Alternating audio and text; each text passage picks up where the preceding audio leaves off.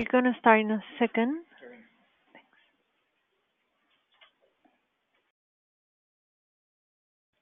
Good afternoon and welcome to an Ethical Corporation webinar on transitioning to net positive impact. I am Brendan Staines, Program Manager at Ethical Corporation, and I'm happy to announce we have more than 1,500 attendees today.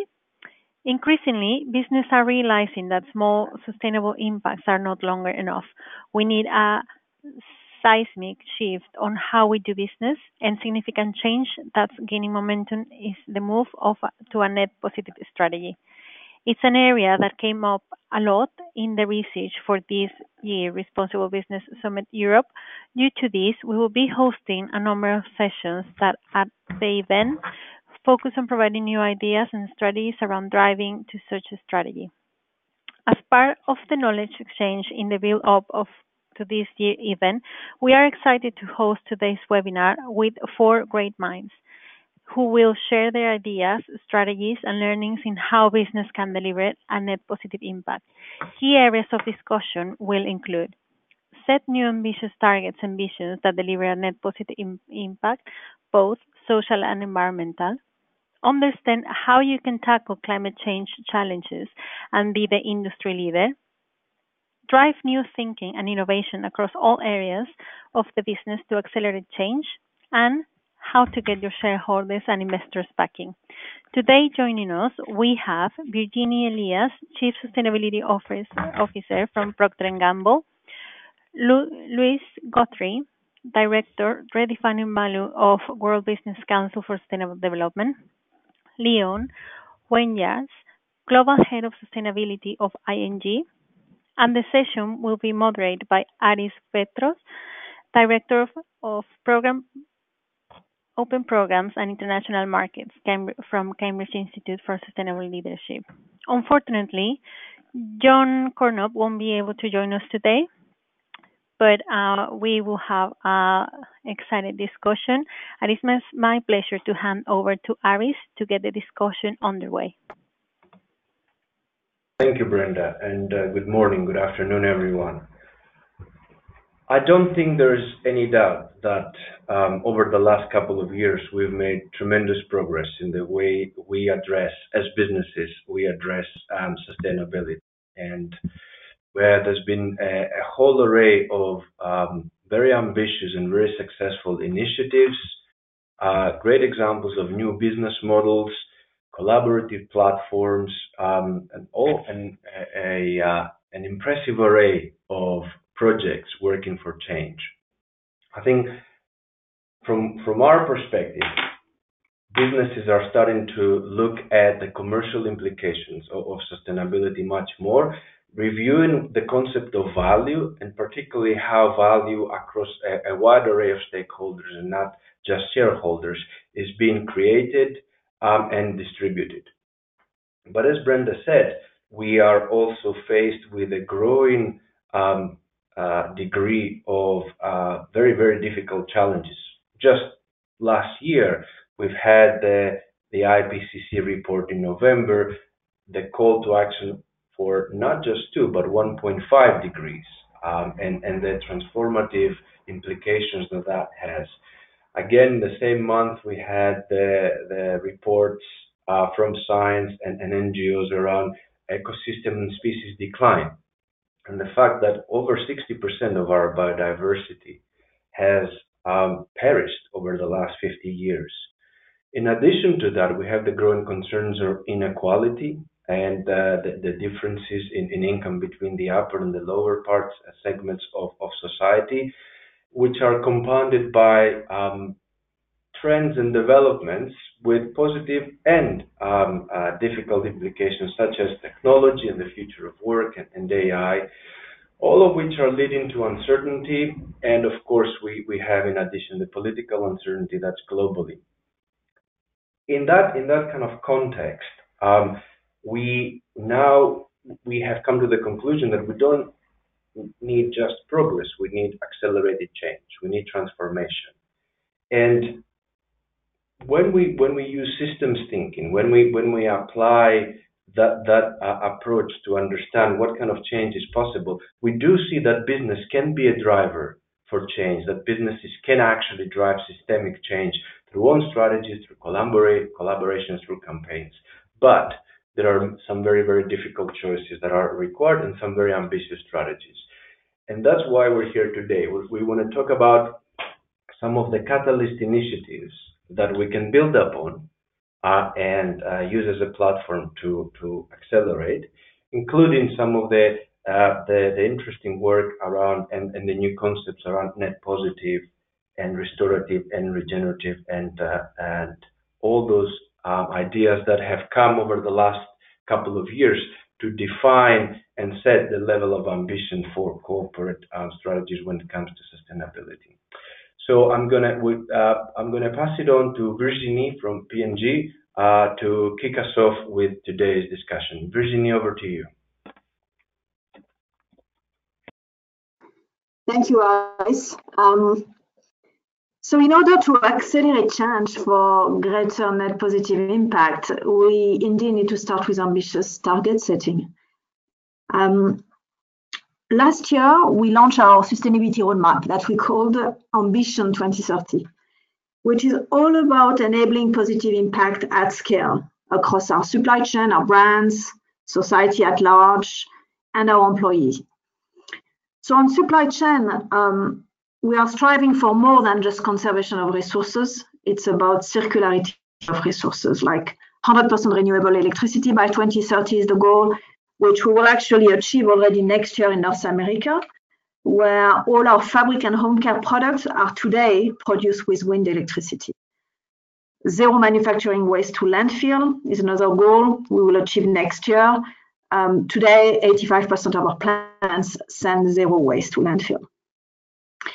And we want to leverage the power of our brands, leadership brands, which touch 5 billion people around the world every day, and doing so to inspire and enable responsible consumption. So we are announcing 2 major projects at the World Economic Forum in Davos next week that are all about innovating to drive responsible consumption at scale, starting in people's home. The major challenge and opportunity as well here is to integrate sustainability into the brand equity and commercial strategy in a way that is built in, not bolted on, because sustainability alone is not enough of a purchase driver. So it needs to come up behind a brand idea and innovation that can make sustainability irresistible, like in the case of our Head and Shoulders bottle made with recycled beach plastic that we launched 2 years ago. And is a great commercial success. So acceleration of progress implies 2 things, innovation and collaboration. And this is why we've defined a set of goals that we call societal goals, and that by definition are impossible to achieve on our own. So we have 3 macro goals behind society. The first one is that we will develop solutions so that no P&G packaging will find its way to the ocean. The second one is that we will protect water for nature and people in priority basins. And third, we will recycle absorbent hygiene products, that is diapers and feminine products, in 10 major cities to start with. And on this last goal, you can appreciate the level of innovation that is required. We now have a technology that can recycle 100% of used diapers into valuable secondary materials like cellulose, plastic, absorbent material that we can use then in other applications. And we have a plant operating at industrial scale in Italy and a test market with consumers in Amsterdam. And finally, let me say a word on our packaging societal goal. No P&G packaging will find its way to the ocean by 2030. This is an ambitious goal indeed that is underpinned by 5 very specific strategies. The first one is designing our packaging for circularity, so recyclability or reusability. The second one is engaging and educating people to recycle, which is not easy, as this is kind of hardcore habit change. And we've learned over the years that sustainability solutions do not scale if they are about less or if they involve sacrifice or trade-off. The third strategy is investing in recycling technology. For instance, P&G has invented a technology that can remove color, odor, or contaminants from used polypropylene and restore it to an ultra pure recycled resins with no trade-off. And to drive scale, we license the technology to the Pure Cycled startup, which will open its production plant in Ohio in 2020, and they've already sold out all of the production for the next 20 years. The fourth strategy is creating the end market by using post-consumer recycled plastic in our own packaging. And finally, the fifth strategy is investing in infrastructure to curb the flow of plastic leakage going to the ocean. And this is why, maybe some of you have heard, yesterday, we announced in London the creation of the Alliance to End Plastic Waste. That's 30 major companies that have committed over $1 billion to develop and bring to scale solutions that will minimize and manage plastic waste to keep it out of the environment. And this will be achieved through innovation, education, infrastructure building, and cleanup. And the alliance is chaired by P&G CEO and is a full value chain effort to which also includes government, intergovernmental organizations, civil society, such as the Circulate Capital asset management firm, the World Business Council for Sustainable Development, and the UN Environmental Programme. So in summary, sustainability at the speed and scale we need requires breakthrough innovation and transformative partnership behind ambitious SDG-inspired goal. And it also requires serious multilateral engagement from multiple stakeholders, as no one organization can solve on their own the planetary challenges that Aris mentioned at the beginning of the webinar. And we need to learn to collaborate on a pre-competitive level so that we can put our collective technical, financial, and human capital towards solving issues like the unmanaged plastic waste, which is the very mission of our Alliance to End Plastic Waste. Thank you, Virginie. That's impressive and very, very helpful. And the point about collaboration, we will come back to it when we, at the second half of the conversation, when we will open up to questions. If I can ask one question on what you talked about. I know that you have been looking at this agenda for a while at P&G. It seems, however, that in the last kind of couple of years, 2-3 years, or even more recently, there's been some kind of an acceleration. I was wondering if anything, and if so, what has changed for you and the organization internally to that kind of has supported that acceleration, at least the way external people like me see it. Yes, and I think your observation is spot on. Internally I said that the tipping point was actually reached last year. Great acceleration, which is really the result of a combination of factors. There is growing expectation from all our stakeholders. A few years ago, consumers were not that interested, or it was just, like the 15% of green niche consumers who had some interest in that. Now it's much more broad scale, and we are getting more and more, people saying, like, for instance, if products are over-packaged, they don't want to buy them. So there is a clear expectation from our own consumers. Retailers, Walmart, Carrefour, they are all now asking for more sustainable solutions. And then, many other of our partners and stakeholders are showing that, and expecting now that business are stepping up, beyond business as usual, that brands take a stand. And we are a company of brands, so each of our brands now, this is a work that is going on right now in the company, that we are requesting all our brands to declare their own ambition, and an ambition which has to be about commitments that is social or environmental, that is long-term and measurable, that goes beyond the functional benefit of the product. So combination of factors, growing expectation externally, and frankly, internally, it's unleashing what was already there. Especially from the new hire, the young generation, they just want to work on this type of project, and now they are kind of authorized to work on it. We have a great engagement from the top. testimony of David Taylor taking the leadership of the chairmanship of the Alliance to End Plastic Waste. So combination of all stars aligning for the better good. So it's very exciting. Great. Thank you. Thank you very much, Virginie. Lois, could I come to you, please? Yes, certainly. Hello, Aris, and good day to webinar participants. Thank you very much for inviting us. If I could have the first slide for WBCSD, please. Thank you, Brenda. So as many of you will know, WBCSD is a global CEO-led organization. We have about 200 members, and we use innovation, collaboration, and valuation to accelerate the transition to a sustainable world where by 2050, 9 billion people are living well within the boundaries of our planet. Now, of course, that entails some net positive activity. And what I'd like to do in the next slide is to show you some examples to add to the excellent example that Virginie has just described. So if we could have the next slide, please. Here you see 3 examples of activity. The first from Philips.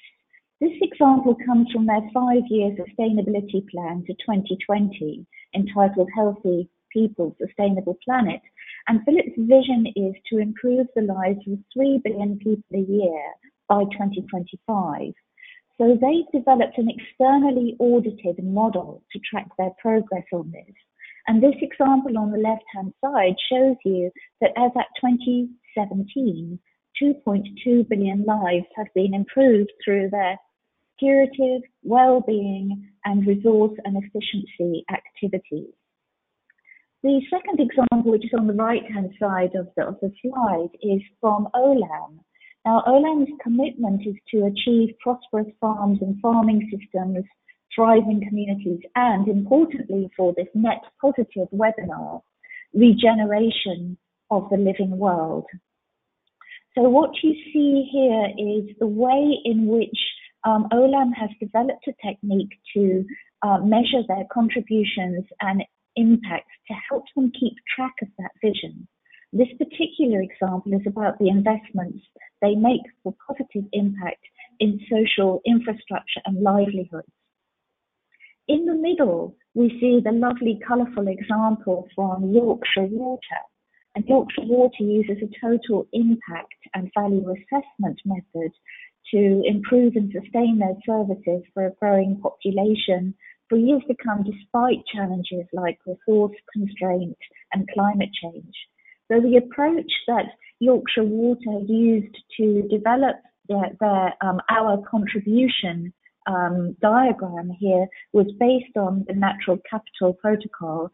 And in the bottom right-hand corner of the slide, you'll see the Natural Capital Coalition website, where for those organizations that are developing or introducing net positive contribution approaches, you can find lots of examples.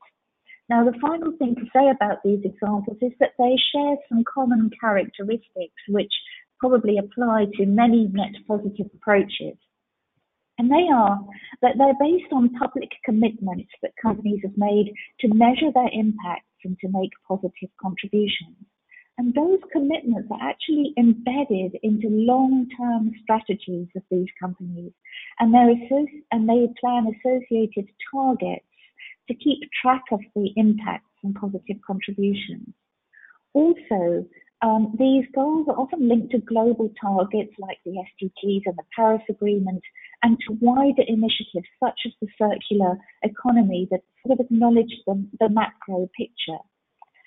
Then, as Virginie mentioned as well, there are these are ways of measuring and quantifying impact, and some of these approaches are actually verifiable and auditable.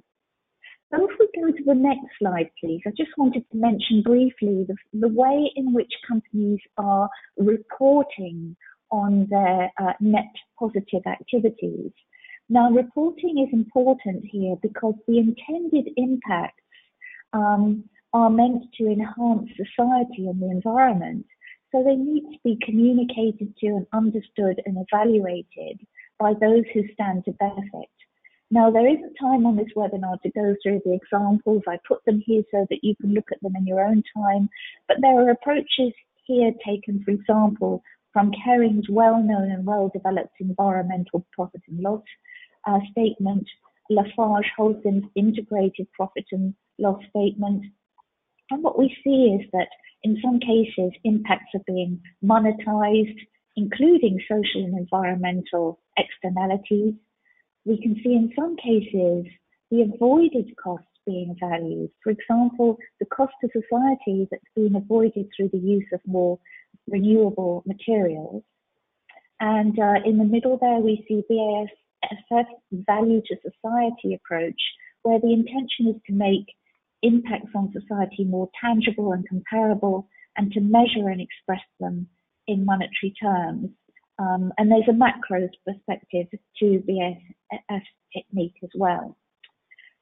So these techniques are becoming a bit more standardized within some companies, but that is done, if we can turn to the next slide, please, through something that Virginie has rightly mentioned, the importance of not doing this alone. Tools and resources for net positive impact need to be developed in collaboration, and leading companies have taken time to develop their techniques and activities in collaboration with industry partners, stakeholders, academics, and experts. And the innovation and collaboration has been key. Now, there are many products on the WBCSD website that we've developed in collaboration with others that I encourage you to look at. But the impacts are measured wherever possible. So the first example you see there of the Low Carbon Technology Partnerships Initiative, PwC did an impact assessment that said that this initiative could get society 65% of the way to the 2 degrees emission pathway, and would channel $5 to $10 trillion worth of investment towards low carbon sectors. So these tools and resources are really helpful to those companies embarking on or developing net positive impact. I just want to finish the last slide, please, just by saying something about why companies are doing this. A great deal of effort is being put into it, but there's no sort of compliance or statutory compulsion. Well, there are many reasons. I mean, the first is that with planetary boundaries becoming more understood through the Rockström Institution and so on, we know that it isn't sufficient anymore to ration unsustainable behavior by reference to target setting. We also have to move to rejuvenation. These net positive approaches also help with risk management and arguably form part of fiduciary duty and stewardship over assets and resources. Thirdly, and importantly, a lot of these activities make business sense. A study that we've done said that the circular economy represents a $4.5 trillion opportunity for business. Our Better Business, Better World report of the Commission said that the opportunities from SDGs create at least $12 trillion worth of opportunities in certain sectors. And of course, we all know that there's an investor demand for this information, and that good ESG credentials are associated with better overall performance. So I will end on that note for now. Thank you, Lois. And just to pick up on one of the points that you made with regards to, I know to net positive and how we understand that. I know from our teams here in Cambridge and the work that they do that, you know, it can be a complicated exercise to try and identify the sort of the different components and quantify the different elements of value, whether you're talking about, I guess, climate and energy and GHG is a little bit more straightforward, but when you go into the sort of the natural resource ecosystems, and then obviously to the more even trickier social dimensions, jobs and health and well-being and kind of basic needs and contributions, it can be almost a daunting task, and you kind of need to kind of break it down to different levels. How would you recommend organizations that are looking to begin the process of understanding the net sort of impact and understanding how they can contribute in a net positive way. What do you think are the kind of the first couple of steps to kind of get there in a way that it isn't quite as overwhelming or quite as complicated? Yes, good question, Aris. And I don't think there's a simple answer, but as a starting point, I would say, businesses are running businesses, and therefore, whatever they decide to do has to be consistent with their value creation model, their own business. So they have to be realistic about what they can do. So in the examples I quoted, for example, Philips and Health, they are in an industry where they are able to contribute to well-being, and that's one of the net positive impacts that they record. In Olam, they're in agriculture, and therefore one of the things they can do is help support prosperous farms and farming systems, and therefore that's one of the net positive impacts they strive to achieve. So I'd say point number one, the net positive impact must be realistic and possible and consistent with the business model. And rejuvenative in that sense. The second thing is that, as I said, many companies' net positive impact tends to be driven in part, at least, by what we know is required at the macro level by looking at SDGs and the Paris Agreement. And therefore, that's the second thing that can inform your approach to net positive by looking at what those global requirements are to be sustainable and net positive. And finally, we see that there's quite a few companies using the concept of capitals as really highlighted by the International Integrated Reporting Council. What are the capitals on which the business model is most dependent and mostly impacts? And if you can assess those as a starting point, I think that also helps to determine what the most relevant net positive activity is that you can take. Thank you, Lois. Our final input, over to you now, Leon. I had to wait 1 second until I was unmuted, but there I am. Thank you, Aris. And thank you for the opportunity to share our journey with you, because it really was a journey. Actually, it was a quest for the Holy Grail. It still is a quest for the Holy Grail, because as you all will know, the Holy Grail was never found, and we are ourselves still on that search. That journey that has started 4 years ago, while I'm waiting until my slides are flashed, and have brought us to a lot of places in Asia, in the Americas, in Europe. And one of the places it brought us was to Katowice, and that is the next slide, where we were present at COP24. And we were particularly proud that at the closing speech of COP24, the Secretary General, Gutierrez, he mentioned one company in that closing speech, and that company was ING. And you see the quotes here on the screen. The fact that we had an announcement to set science-based goals or science-based target to shift our lending portfolio towards a low emissions future. And what we see is that the role of private actors in this whole climate change area becomes more and more important. And then the question is, how did it all start? And that's on the next slide. So I would like to discuss 3 blocks with you in the coming 3 minutes. One on what is the vision. The second is how do we innovate on that vision. And the third one is about partnerships. First is the vision. And I think one point is very important to understand is that we are in the business of banking.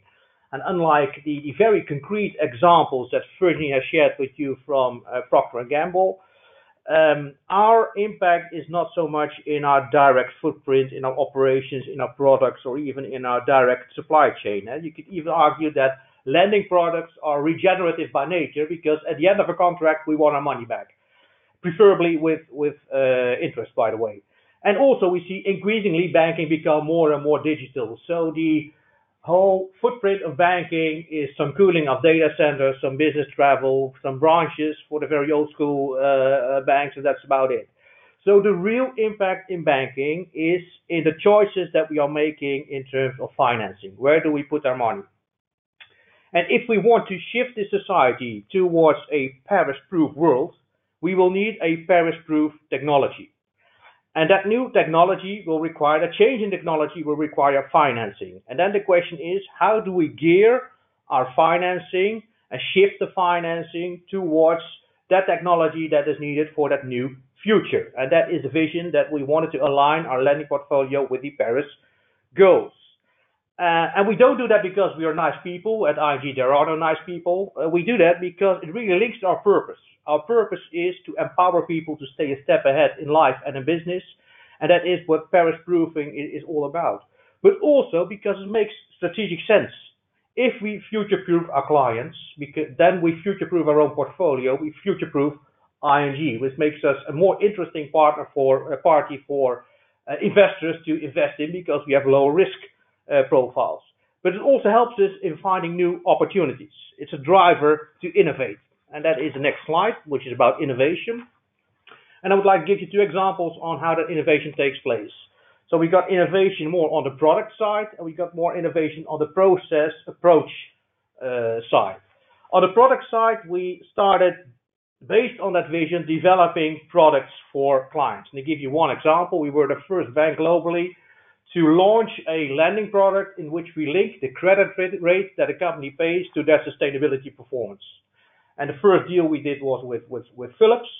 And that means in practice that if the sustainability rating of Philips goes up, then the credit rate goes down, and the other way around.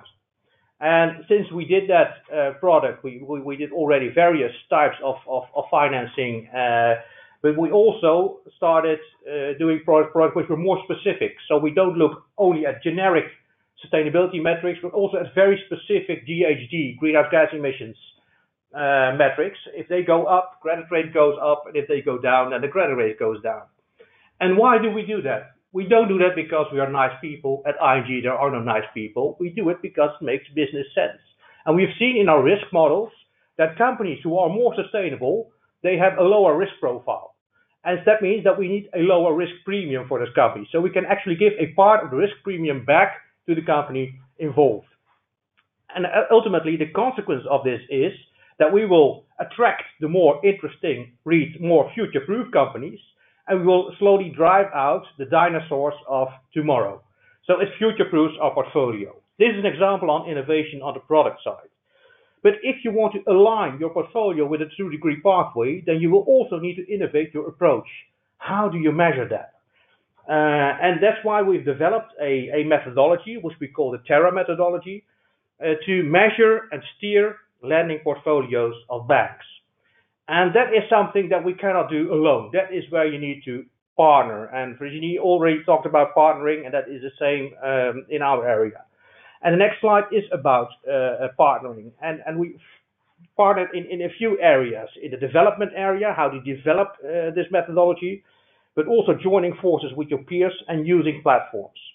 The first one is developing this methodology. And there we reached out to a knowledge partner, 2DI, 2-Degree Investing Initiative, which is a global think tank founded and funded by the European Commission, backed by NGOs and academics, which has already proven technology to do this trick with investors. So how can investors align their investment portfolios with a 2-degree pathway? But for banking, it's different. Banking products are different than investment products for two reasons. In the first place, a lot of our clients, they are not listed. So that means that the data availability is much lower. And the other thing is the attribution. So if you have the data, how do you attribute it to lending products? And as an investor, you can say, I have 2% of the share in Philips, so 2% of their emissions, they are mine. But as a banker with a lending product, if we do an export facility with 10 other banks for health equipment for Philips to South America for 6 months, what part of the footprint do we take into account? And if you also have a corporate facility for Philips on top of it, how do you avoid double counting? So that means that you will need to develop market standards. And that is where that second road comes in. We started reaching out to our peers to join forces. How can we co-create market standards, which we think is pre-competitive? How can we exchange ideas and best practices? But also, how can we together create leverage? And that's why this group of banks, and we're proud to be part of that group, announced the Katowice commitments, in which we, all 5 of us, have committed ourselves to align our portfolio with the Paris goals. And that means that 2.4 trillion euros will be shifted towards these Paris goals in society. And then it's also about reaching out to other companies, but also NGOs, academics, etc., to help us. And that's why we use these platforms like COP, like UNEP, like World Economic Forum, to share and send that message. Because creating thought leadership is one thing, but it's also about creating action leadership. And I would like to close with that. Leon, thank you very much. That's very interesting. And I please to the audience, please do submit your questions on the online webinar space, and we'll address them very shortly. There's a couple already coming in. But just to follow up with you, Leon, one question is: you mentioned risk premium, you mentioned some of the innovative products and some of the initiatives. What, as a sort of provider of capital, what do you see has the most impact on company behavior when it comes to changing, whether quickly or kind of gradually? What is it that, from your experience, you see having the most impact and kind of driving decisions differently? Yeah, I'm very grateful for that question. Thank you for asking that, because one of the biggest myths, I think, out there is that the impact of banking and investors is in divestment. So withdrawing from your money from certain sectors and certain companies. And I have not seen one example in how taking your hands off of someone or something is really changing behavior. So look at, if you have small kids, how do you learn them to drive a bicycle? Sorry for the example, I'm from Holland. It's not by, I want to ride a bike with you until when you know how it works. You will need to help someone, and also now and then make dirty hands to learn someone to take those steps. So I think that, and that's already there is some scientific literature about it, that divesting is not the best way moving forward. I think the best way moving forward is engagement,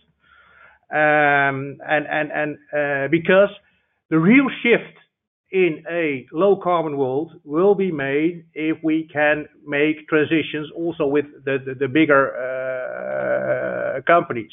And I think that incentives, bring incentives at the table as really proving that they can lower their cost of capital and lower the lending costs that they have, that will have a much bigger impact than a few banks saying, and we're not going to finance this or that anymore. Of course, there are exceptions. So that is the reason why we say, for instance, for coal, we want to have a 0% coal in our portfolio by 2025, and we're actively moving away from coal. And that has to do with the fact that we think there are a lot of alternatives to coal out there. But in general, we think that engagement and inclusion is a better approach.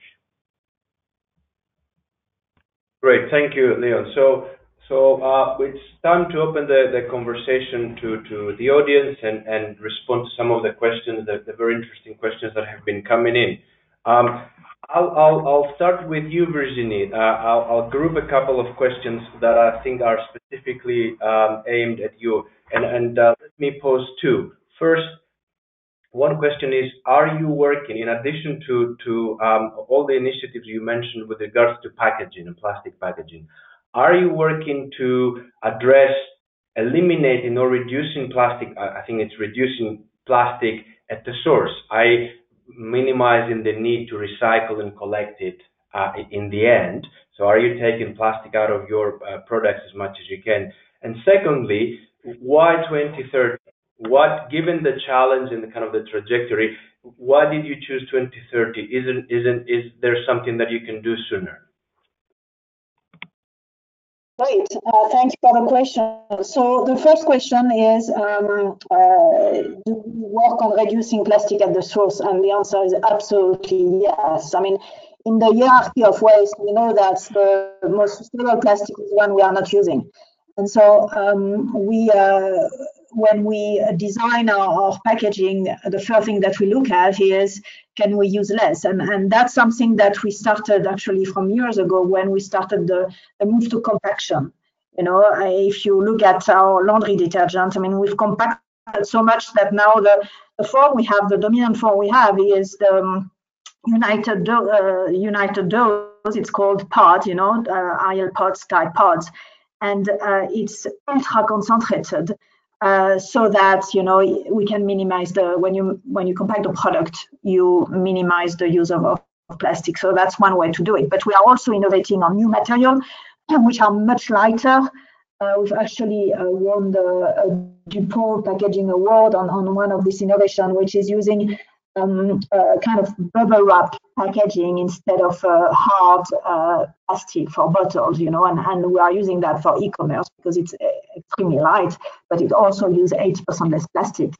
So the answer is absolutely yes. That's the first starting point, is reducing the amount of plastic we use before making it recyclable. And then why 2030? Very interesting. I mean, today we are actually finishing our 2020 goals. So we are going to sunset them next year. And actually we've already achieved a lot of those 2020 goals. But so 2030 is basically the next decade of goal. I mean, we've been setting our goals by decades, and 2030 doesn't start in 2030. You know, we are starting now, and I talked about many initiatives that we are doing now. It's just to have the direction of travel. So we have, you know, it's very helpful to have those goals, and the fact that we had no PMC packaging to the ocean would be a bit hard to say before 2030, frankly. It's already very aggressive, but it allows us to start now things like the alliance that we announced yesterday.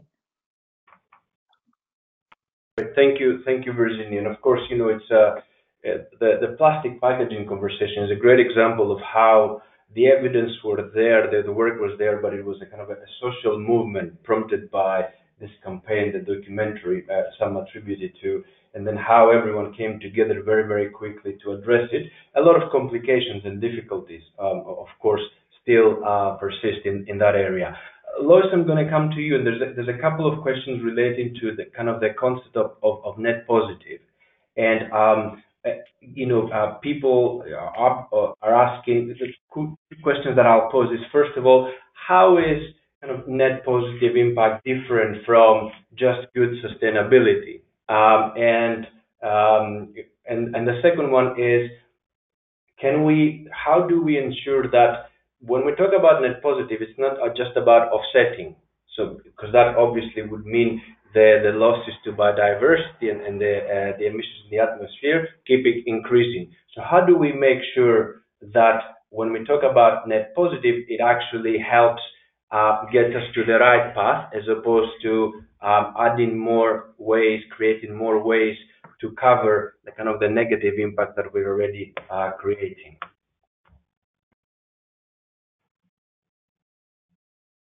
Yes, thank you very much for the questions, Aris and attendees. So the first question, how is net positive different? I think the way to understand this is to look at the sort of evidence we see from the Stockholm Resilience Centre that we're close to, or we've already exceeded certain absolute planetary boundaries. We can also look at the Doomsday Clock and the Earth Overshoot Day that tell us that sustainable behaviour is not just about limiting and rationing our unsustainable behaviour.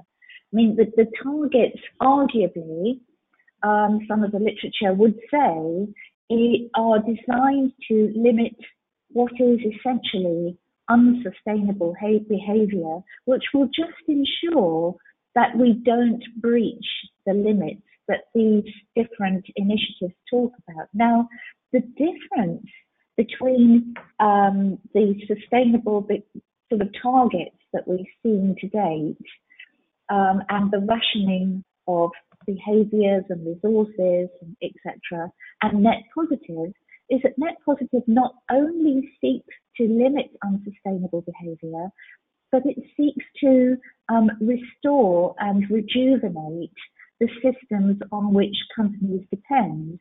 So often what goes with net positive activity is a very deep look at the sources of capital on which a company depends and those which it impacts. Now, if you're just looking at this from a target setting point of view, you might say, oh, I understand that I can only use X% more of a certain resource, and I understand that if I impact a particular type of capital more than a certain amount, then I will make it unsustainable in future. The difference with net positive is you say, no, I want to replenish it. I want to rejuvenate it. I want to restore it. So it's the difference between taking resources for profit and effectively borrowing resources and assets and restoring them to their original state so that they can flourish. That's the fundamental difference, having a positive impact rather than leaving something in a state whereby it might just be able to sustain itself.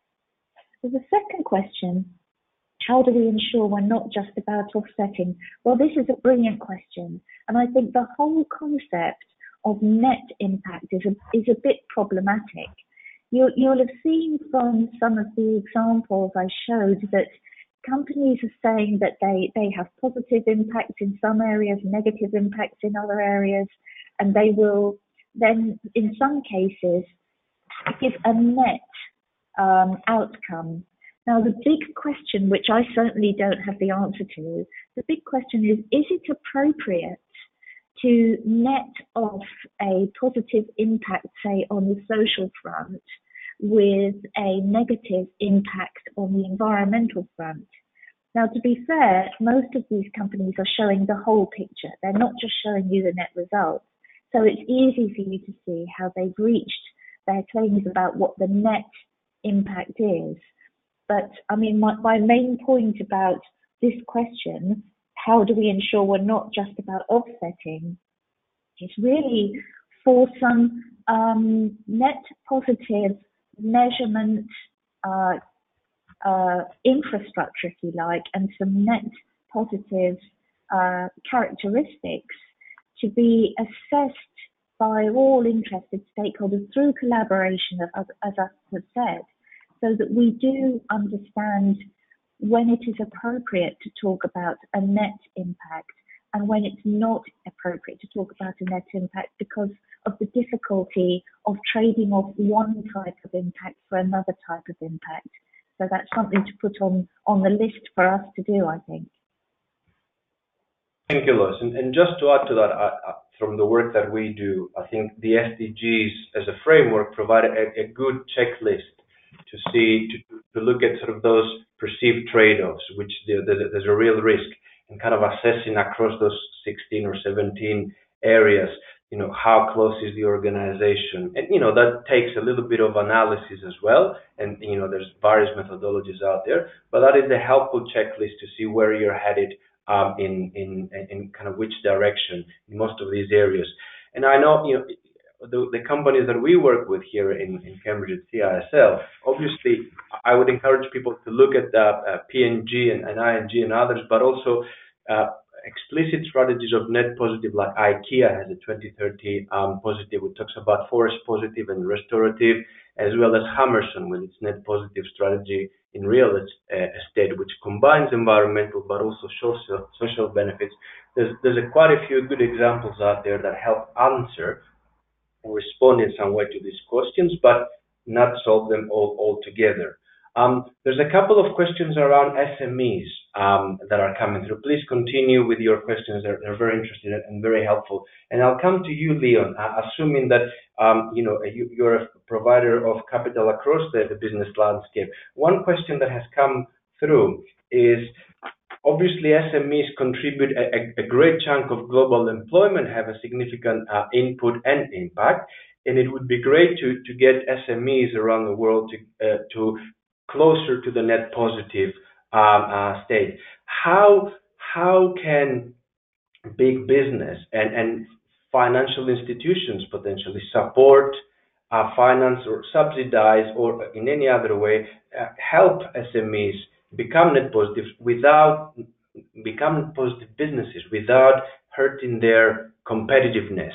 Because that's obviously a real challenge for organizations that do not have the scale and the capacity to address this. I'll start with you, Leon, on this question, and then I'll open it up to the rest of the panel. Okay. Thank you, Aris, and also thank you, audience. We did a research with Tilburg University, also in the area of SMEs. And interestingly, you see that indeed in SMEs, they are very much into moving more into sustainability for a few reasons. One is there's a lot of intrinsic motivation. So the people who own the company are also the people who run the company. So you don't have this difference in capital and in management, which you see in bigger, predominantly listed companies. And they are also more in it for the long term. So I think perhaps you can add to that, Aris. There is some research also that you see that non-listed companies create more value than listed companies do in the long run, because they have a much more long-term view. They're not under this discipline of quarterly figures and quarterly results that a lot of listed companies have. The third reason for it is that a lot of they realize very much that they are part of local society. So a lot of global companies operate on a global scale, and that means that they every now and then their social antenna is not as strong, or environmental antenna is not as strong anymore.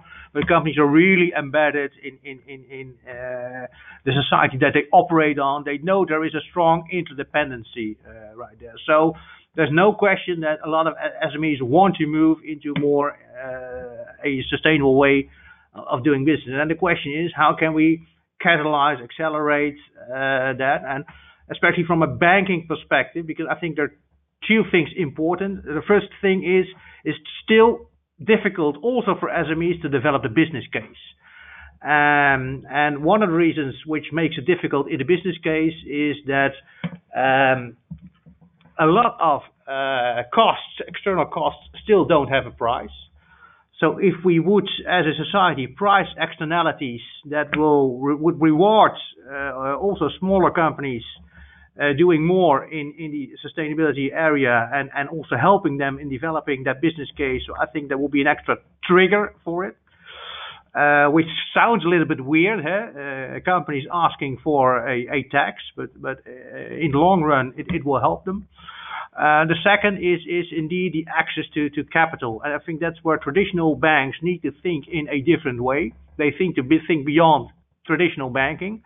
So how can we behave ourselves more like a platform? That's why we are experimenting with crowdsourcing, for instance. We do that in Belgium. We partner with crowdsourcing platforms to see how we can provide smaller companies also with the seed capital, the equity capital that they need to grow their business. And the other thing that we do, we launched that press release was out last week, so I can now talk about it. We also made that loan, which I talked about, in which we link sustainability performance to credit rating. We first only did that for listed companies because there we could use data of external providers like Sustainalytics. We've now made it available also to non-listed companies to make use of these kind of products. I also think that will be a great incentive, which proves that they can also lower their cost of capital. Great. Thank you, Leon. And thank you very much for submitting your questions. We have a few minutes left, so I want to ask the panel. I think we all agree that those are initiatives that have the potential to deliver scale, but at the required level, but there's much more that needs to happen. And I was wondering if I could have a comment from each of you, starting with you, Virginie, about and Virginie, you might also take the opportunity to to respond to the SME along the supply chain question. But what do you think needs to happen? What do you think your peers, your business peers, need to do to create more scale more quickly? I think there is now a realization that what needs to happen, and that's, I think, the big difference versus a couple of years ago. I mean, people understand that there is no such thing anymore as doing their own thing within their four walls as a company. And for me, the big theme now is the collaboration. I mean, the number of alliances that you see, popping up is quite heartening. Actually, it's great to see that. Now, the key thing is that it's not just about declaration of collaboration. I mean, it's about action. And for me, now what needs to happen, and it's great to see, the capital market joining, obviously, is that we need to move from declaration to action, from good intention to action.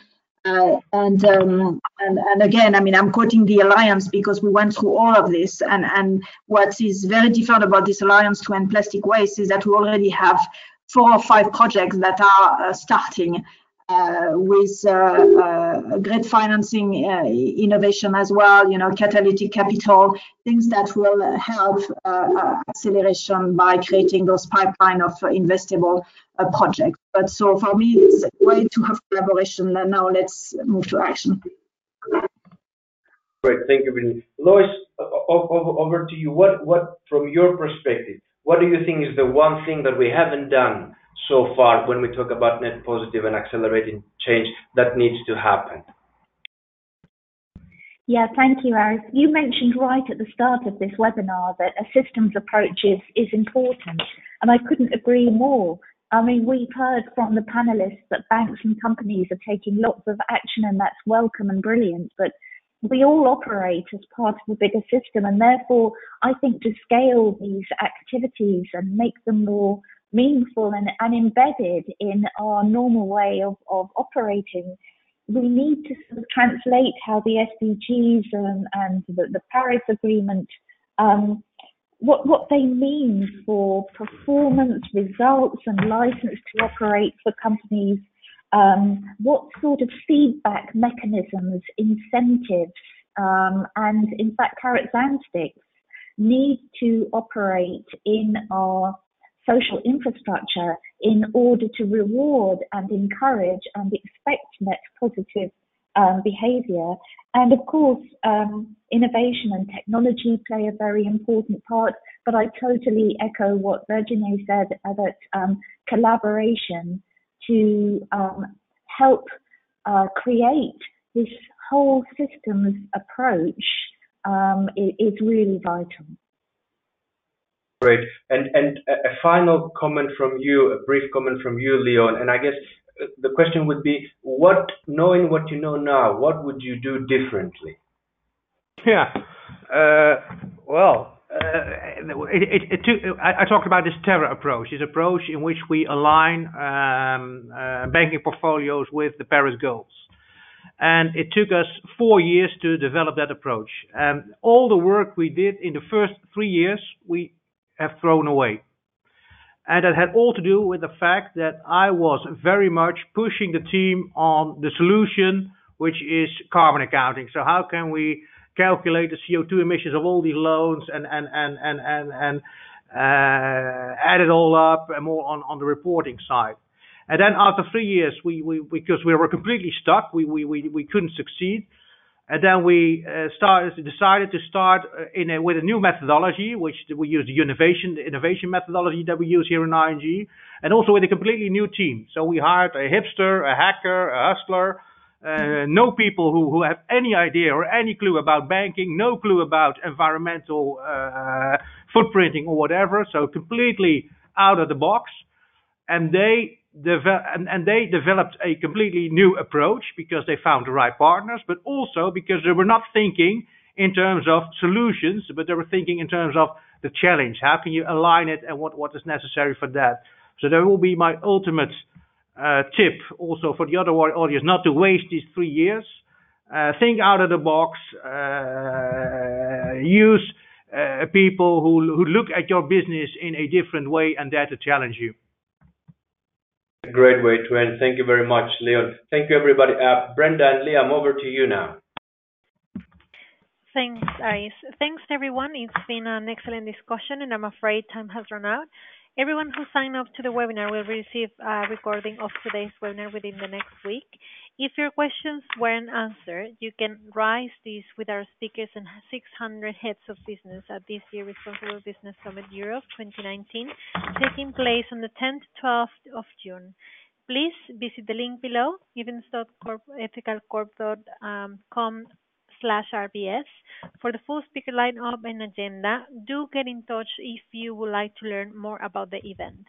And finally, thank you to the speakers for sparing the time to share their work and in this exciting space. And thank you to you too for joining us. Have a good afternoon, everyone.